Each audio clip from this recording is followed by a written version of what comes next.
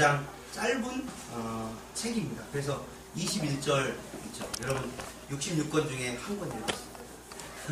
그래서 앞으로 65권이 남았습니다. 그렇게 할 만큼 이제 짧은데요. 이 오바댜의 저작 연대에 대해서는 아주 다양한 견해가 있긴 합니다. 그럼에도 불구하고 오바댜는 BC 848년에서 841년 중에 아마도 기록한 것으로 보고 있어요. 그래서 이때가 잘 모르시겠죠. 숫자만 얘기하면 여호람이 유다를 통치하던 때입니다. 원래 북쪽 이스라엘이 722년에 망했거든요. 그러면 848년이면 몇 년이에요? 거꾸로 가야 돼요. 예, 100년입니다. 대략 100년 전 정도 이렇게 전에 이 오바댜가 예언을 딱 한 거예요. 근데 예언을 할 때 이 오바댜는 누구에 대한 예언을 했냐면 요 에돔입니다. 에돔이 누구냐면 그 야곱의 형이 누구예요? 네, 에서를 얘기해요. 에돔을 에서라고 하는데 그 오바댜는 원래 여호와의 종 또는 여호와를 예배하는 자라는 의미를 가지고 있습니다. 근데 이 오바댜가 에서에 대한 예언을 하는데 이 에서가 이 에돔이란 족속인데 에서의 후손들이 에돔 족속이 된 거죠. 그래서 지금 어디에 살고 있었냐면 지금 현재 지도상으로 보면 시리아, 요르단 이쪽입니다. 그래서 그쪽 가운데서 살고 있었는데 이스라엘이 풍전등화의 여러 가지 환란이나 어려움을 만났는데 그때 옆에서 에돔이 어떻게 했냐면 잘됐다. 왜 그러냐면 다윗 시대에 에돔이 이 이스라엘에게 조공을 바쳤어요. 조공 관계예요. 그러니까 에돔은 이스라엘이 잘 되길 바랄까요? 못 되길 바랄까요? 그렇죠. 못 되길 바라는 거예요. 그래서 그 이스라엘이 잘못된 것을 보고서 어떻게 했냐면 박수 친 거예요. 에돔이. 그렇게 되었을 때에 하나님의 선지자 오바댜가 요 에돔 족속에게 이제 예언을 하는 거예요. 니들 그러지 마라. 니들 그러면 제 거예요. 진동을 해놨는데 어디까지 했죠? 에돔이 그러니까 그 이스라엘에 이렇게 이제 잘못돼가고 나라가 쪼그라드는 걸 보고서 기뻐했어요. 그리고 또 나라가 이 남북이 갈렸잖아요. 이 이스라엘이. 그러니까 이 에돔이 어떻게 했냐면 연합군을 형성해가지고 어디에게 대항했냐? 이스라엘에게 대항했어요. 근데 하나님은 뭐라고 얘기해요? 니네는 야곱이나 에서나 무슨 관계예요? 형제란 말이에요. 형제에도 불구하고 둘이 싸움박질하는 것을 하나님 어떻게 해요? 기뻐하셨을까요? 슬퍼하셨단 말이에요. 정이야, 완이야. 싫어하셨단 말이에요. 그래서 야곱의 후손인 이스라엘과 에서의 후손인 에돔 족속의 관계를 설명하면서 이야기하고 있는 겁니다. 여러분, 로마는 패망의 선봉입니다. 우리 3절 보면 우리 그렇게 나왔는데 우리 한번 3절 읽어볼까요? 시작. 너의 마음이 많이 너를 숙였다. 바위 틈에 거주하며 높은 곳에 사는 자여 너가 마음에 이르기를 누가 능히 나를 땅에 끌어내리겠느냐 하니. 지금 이제 여러분들이 여기는 안 가보시면 잘 모를 건데 페트라라고 해가지고요 고대 유적이 있어요. 근데 여러분 인디아나 존스 나오죠. 인디아나 존스에 나오면 모래 이 건물이 나오거든요. 그게 지금 페트라, 지금 현재 요르단에 있는 겁니다. 근데 이 동굴이요, 모래가 있는데 이 모래 큰 산이에요. 근데 모래를 이렇게 하면 부스르르 떨어져요. 근데 이렇게 하면서 하루만 지나잖아요. 그러면 겉에 공기 닿았던 이 모래면은 단단해진 암석이 돼요. 신기하죠. 그러니까 건물을 짓는 거예요. 그 안으로 들어가서. 그리고 이게 미로처럼 돼가지고요. 장사꾼들이 길이 있는데 큰 돌산이 있어가지고 좁은 골목으로 갈 수밖에 없는 거예요. 그러면 여러분 위에서 보고 있다가 칼 던지면 어떻게 되겠어요? 밑에 지나가 다 죽으니까 세금을 바쳐야 돼요. 그래가지고 에돔이 강국이 되었습니다. 그리고 이 높은 산에 진지를 구축하니까 감히 쳐들어올 생각도 못하는 거예요. 그리고 이 협곡이 돼가지고요. 인디아나 존스 보세요. 이 협곡이 나오거든요. 미생 마지막 장면에 보면 그게 바로 페트라 거기거든요. 안 가보셨습니까? 보세요. 그 미생 그 남자 그 만화 나오잖아요. 그 남자 그 미생이라고 하는 그 직원이 이렇게 손으로 딱 끌고 가는 게 그게 바로 그 페트라의 동굴로 들어가는 페트라 도시로 들어가는 입구입니다. 근데 입구가 좁아요. 좁아가지고 싸우기 딱 좋아요. 2명이 지나가면 끝이야. 그러니까 앞에서 막을 땐 2명만 막으면 돼요. 계속 그리고 위에서 창 던지고 그러면 완전히 난공 불라요. 아무도 여기를 쳐들어오지 못하는. 그러니까 에돔이 왜 교만했냐? 우리는 이렇게 지형적인 유리함을 가지고 있기 때문에 이스라엘 네 평지에 있는 니들하고는 다르다. 니들은 멸망해도 우리는 뭐예요? 안전하다. 이 높은 산에서 우리를 누가 끌어내겠냐 이거예요 지금. 그러니까 이 이스라엘이 에돔이 자기가 가지고 있는 지형적인 것 이런 것들을 가지고서 뭘 했냐면 이스라엘을 조롱했다. 하나님 그걸 싫어하십니다. 여러분 우리가 내가 가지고 있는 거 가지고 다른 사람들 특별히 이 다른 이웃들 간에 재력을 가졌든지 또 정말 우리 집 가문이 대단한 가문이야. 뭐 또 내가 자랑하니까 공부를 많이 했어. 뭐 똑똑해. 부터 시작해서 다양한 것들을 내가 가지고 있는 거 가지고 예수 그리스도를 부인하거나 이것 때문에 하나님을 믿지 못하는 현상이 벌어진다면 그것만큼 비참한 게 없다. 에돔이 그렇다. 에돔은 하나님을 안 믿어도 돼. 왜? 우리가 가지고 있는 지역만 잘 지켜도 먹고 산다는 거예요. 그리고 이 낙타를 몰고 상인들이 여기 지나갈 때 뭘 내요? 통행세를 내요. 아니 길이 없어요. 여기 협곡밖에. 그러니까 일로 들어와서 저 반대편으로 나가야 되는데 다른 데로 가려면 뺑 돌아서 가야 되니까 위험하잖아. 시간도 많아. 그러니까 여기로 갈 수밖에 없는 상황이 벌어져요. 그래가지고 돈을 내면 그거 가지고 에돔이 강국이 돼요. 그리고 이 큰 그 돌이기 때문에 이걸 뭐 누가 포크레인에 와서 팔 수도 없어요. 이 암석이 얼마나 단단하면 포크레인도 안 뚫립니다. 그래가지고 그만큼 이 에돔이 막강한 힘과 막강한 재력과 막강한 지형을 딱 가지고서 전투를 하니까 누구도 쉽게 여기랑 싸우려고 하겠어요? 왜냐? 봐가지고는 굉장히 어렵게 이겨야 되는 거예요. 그러니까 누구하고 싸움을 붙으려고 하지도 않아. 그리고 도리어 우리 집 잘 좀 봐줘. 돈 줄게. 세금 더 바치는 거. 그러니까 이 에돔 족속이 강국이 된 겁니다. 그럴 때 이스라엘이 나라가 다윗, 솔로몬, 남북이 갈려 둘이 막 전쟁을 해요. 그리고 이 남북이 또 하나님을 잘 안 섬기니 하나님이 때로는 흉년도 주고 말이지. 어려움을 딱 주니까 옆에서 딱 봤을 때는 참 예수 믿더니 쫄딱 망했구만. 이런 형국이 돼버린 거죠. 근데 그렇게 하지 말라는 거예요. 그렇게 하지 말라. 하나님은 그 교만 떠는 것 가지고 흔들어 가지고 하나님 뒤집어 놓은 거예요. 그래서 이게 어떻게 망했는지 제가 설명해 드릴게요. 이렇게 상인들이 들어가잖아요. 들어가는데 여기 겉에를 봉쇄하고 수로 물이 안에서 밖에서 안으로 들어갔거든요. 이 에돔을 멸망시키기 위해서 어떻게 했냐면 수로를 막고서 물이 못 들어가게 막고서 기다린 거예요. 뿌옇뿌옇 나올 때까지 그 도시에서 그때 다 죽인 거예요. 쉽죠. 오랜 시간이 걸렸어요. 그렇게 해서 에돔이 멸망합니다.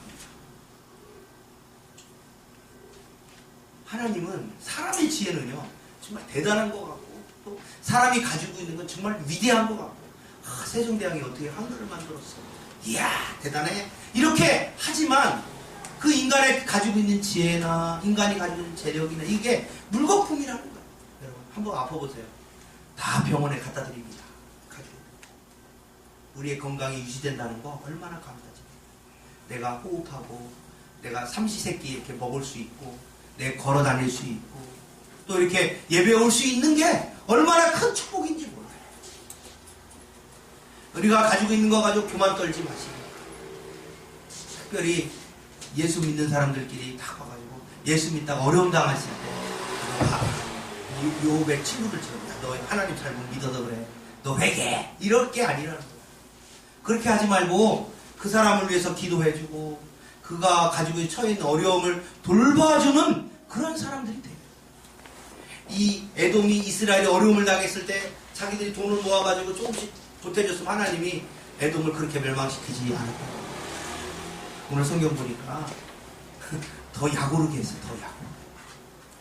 그만큼 이 에돔이 악한 모습을 보인 거예요. 그렇기 때문에 하나님이 너희들을 어떻게 하냐? 멸망시킬 것이다.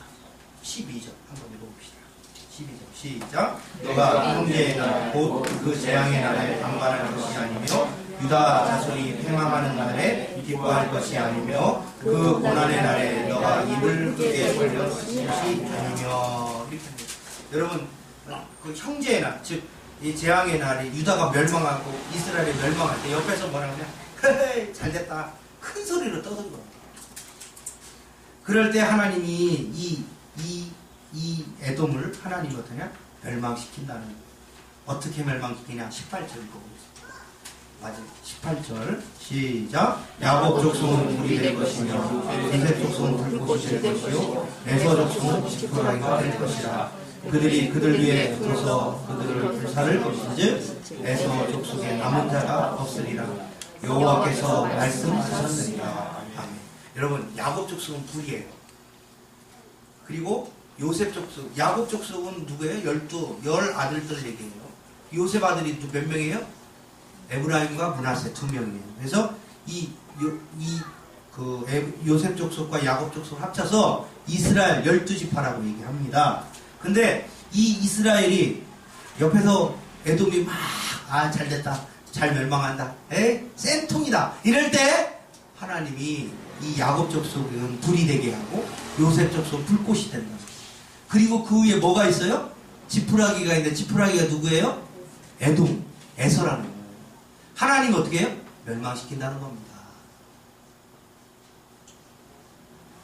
사랑하는 성도 여러분, 우리가 남이 못했을 때 우리가 즐거워하면 안 돼요. 정말 남이 어려움 당하면 같이 슬퍼할 수 있는 마음을 가져야 돼요.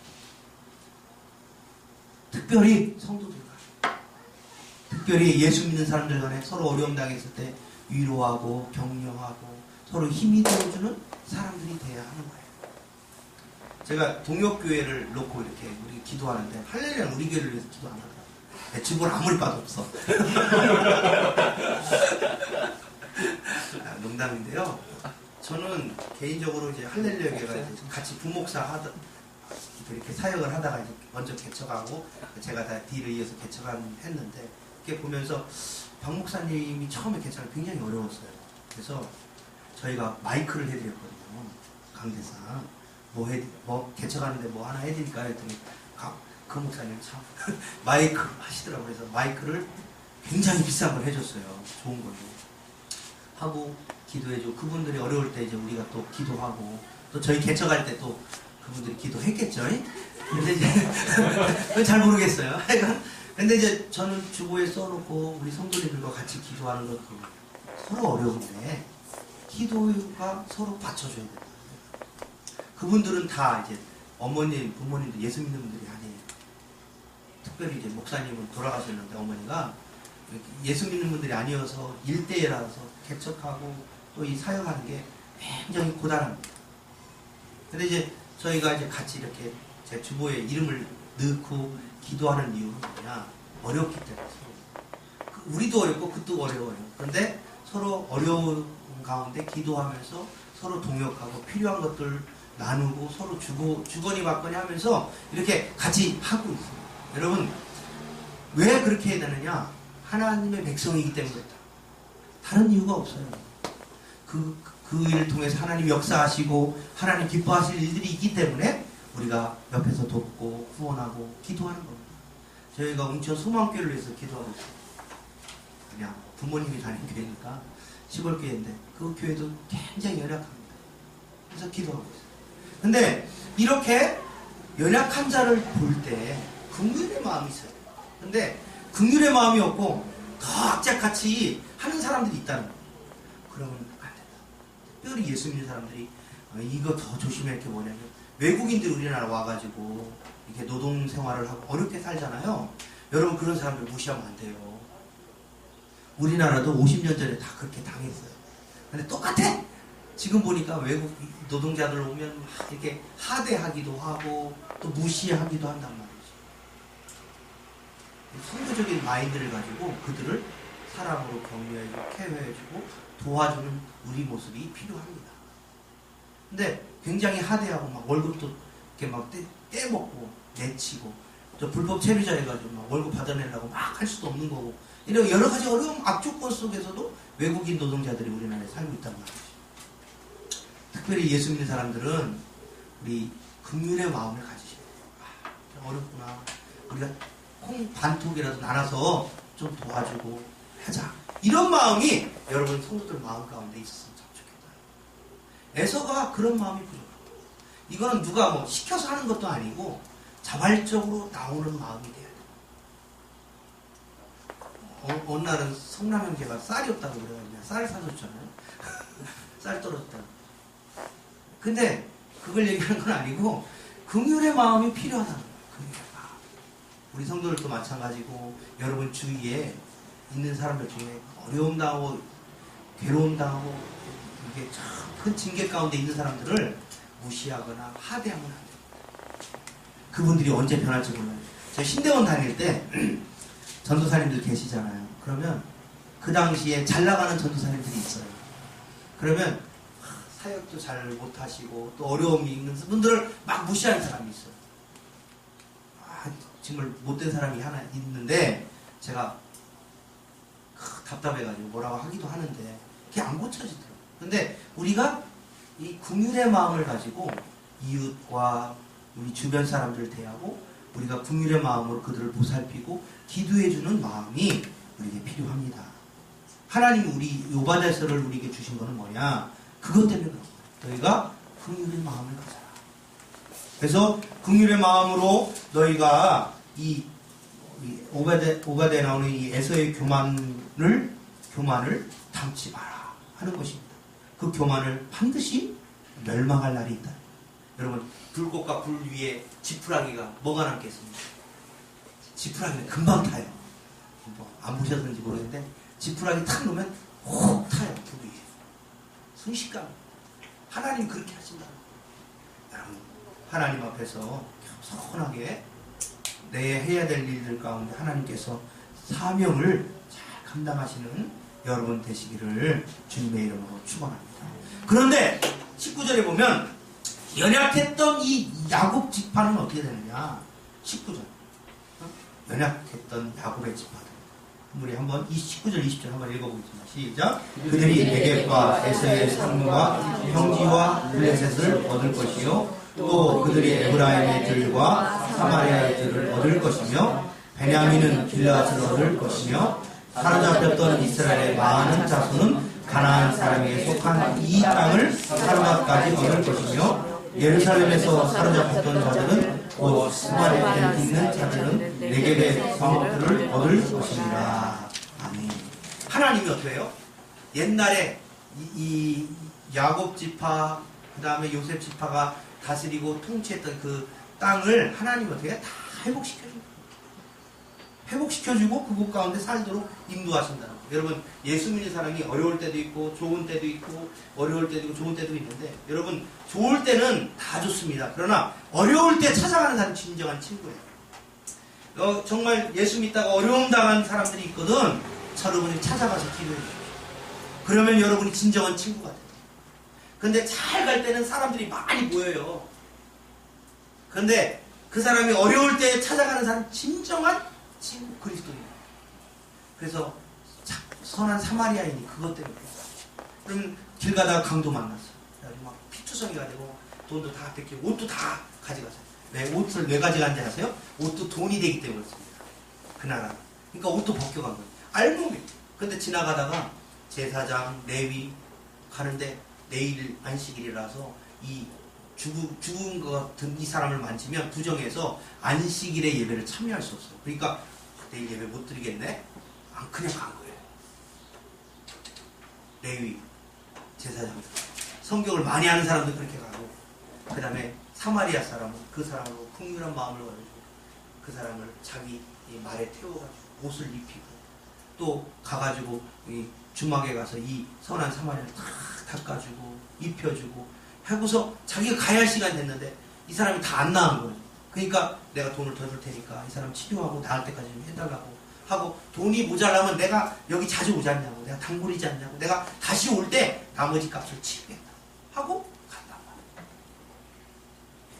어려움을 만난 사람들 이웃이 이런 사람이 네팔이 막 큰 지진이 나가지고 막 사람들 어마어마하게 죽었대요. 참 네팔에 신기한 게 자식들에게 상속할 때 자기 집을 상속하잖아요. 그러면 그 땅 평수만큼 이렇게 줘야 된다는 거예요. 큰아들에게 그 집, 1층을 줬으면 1층만한 사이즈로 2층을 지어가지고 2층을 주고 아들 셋 나면 3층까지 지어야 된다는 거예요. 그래서 상속을 그렇게 한답니다. 그러니까 집을 벽돌로 이렇게 3층까지 지고 아들이 많으면 뭐 이렇게 상속을 한다는 거예요. 그런데 그러다 보니까 이제 그렇게 집들이 구조가 되는데 흙벽돌이에요. 그러니까 뭐 지진 나면 어떻게 되겠어요? 그러지. 그리고 지진 난다고 예고했으면 집 밖으로 튀어나와서 살았을 텐데 그러지도 않았어요. 정말 긍휼을 정말 환난을 당한 자죠. 그래서 이들을 우리가 도울 수 있는 조그마한 여력이 되어서 도왔죠. 이게 이제 긍휼의 마음이라는 거. 여러분 에서와 야곱 족속이 어려움 당했을 때 에서가 비웃고 조롱하고 그래 너 하나님 그렇게 성경에 잘 됐더라 이렇게 얘기하는 게 하지 말라는 거죠. 어떻게 되겠습니까? 그들을 향해서 회개할 것을 권면하고 기도해주고 하나님을 다시 이렇게 돌아오라고 하는 그런 희망의 메시지와 함께 긍휼이 필요합니다. 그렇지 못했다. 사랑하는 성도 여러분, 이 그리스도인은 이 오바댜가 말씀하신 것처럼 자기가 가지고 있는 것이 최고인 양 살아가는 사람들이 아니라 늘 겸손하고 어려운 이들과 긍휼한 마음을 가지고 함께 나누는 자임을 알고 그런 삶을 실천하는 우리 사랑하는 성도님 되시기를 주님의 이름으로 축원합니다. 기도하겠습니다. 하나님 감사합니다. 이후에 주 앞에 나와 예배하며 찬양하며 영광 돌리게 해주시니 감사합니다. 말씀 앞에 우리 자신을 늘 내려놓고 살아가도록 인도하여 주시옵소서. 하나님 늘 긍휼의 마음을 갖게 하시고 우리가 가진 것 때문에 교만하지 아니하도록 하나님이 도와주시고 인도하여 주시옵소서. 예수님의 이름으로 감사하며 기도 올리옵나이다. 아멘.